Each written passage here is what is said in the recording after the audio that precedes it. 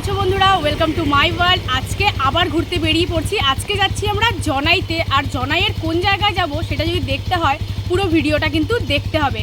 তাহলে চলো এখন শুরু করা যাক। আর আজকে আমরা আমাদের কিয়ারাকেও নিয়ে এসেছি। আর আমার সঙ্গে কে আছে সেটাও দেখো। এই যে আমাদের গুদলু বুদলু বাচ্চা, ও খুব রেগে আছে। তার কারণ হলো ওকে আমি ওর প্রিয় হেলমেটটা দিই নাই। যাই হোক, চলো এখন বেরোনো যাক।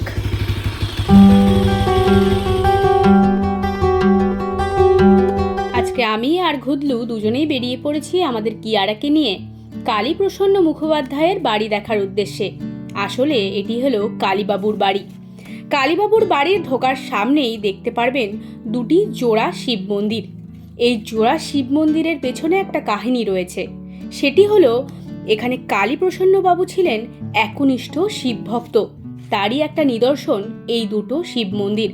এই জোড়া শিব মন্দিরটির নাম হলো কালী প্রসাদেশ্বর। আমরা যেখানে এসছি আপনাদের নিশ্চয়ই জানতে ইচ্ছে করছে যে কোথায় এসছি বা কার বাড়িতে এসছি বা ইনি বা কে ছিলেন।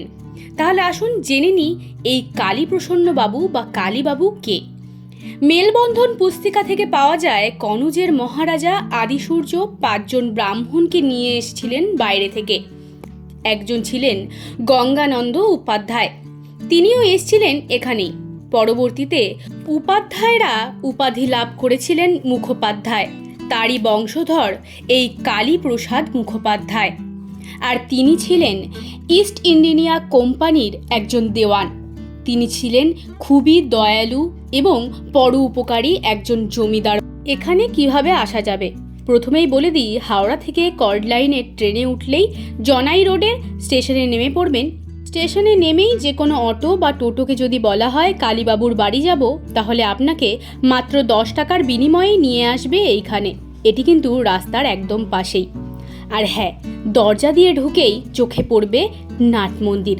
এই নাট মন্দিরটি যেন অনেক দিনের ইতিহাস বহন করে আসছে। এই নাট মন্দিরের ভেতরে 8টি স্তম্ভ রয়েছে।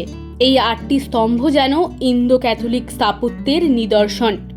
সত্যি আমাদের এই পশ্চিমবঙ্গের মধ্যে এত সুন্দর সুন্দর জায়গা রয়েছে যা আমরা সবগুলো ঘুরে শেষ করতেই পারবো না।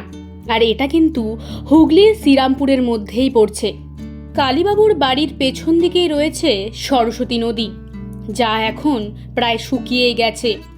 কিন্তু এখনও সেই নদীর অনেক ইতিহাস আমরা শুনলাম এখানকার বাসিন্দাদের থেকে। কালীবাবু নাকি সেই নদীতে নৌকো করে চলে আসতেন তার ঘাটে এবং কলকাতাতেও যেতেন সেই নৌকো করে। তার নামে একটি ঘাটও রয়েছে, কালীবাবুর ঘাট। বাংলার প্রায় 1234 ও ইংরেজির 1827 খ্রিস্টাব্দে এই বাড়িটি নির্মিত হয়েছে। আজ থেকে প্রায় 200 বছর আগেকার এই বাড়ি। এই জমিদার বাড়িতে কত গল্প, কত ইতিহাস, কিন্তু এখন তা একদমই নেই। তার কারণ এখন এটি ধ্বংসপ্রায়, সংস্করণের অভাবে।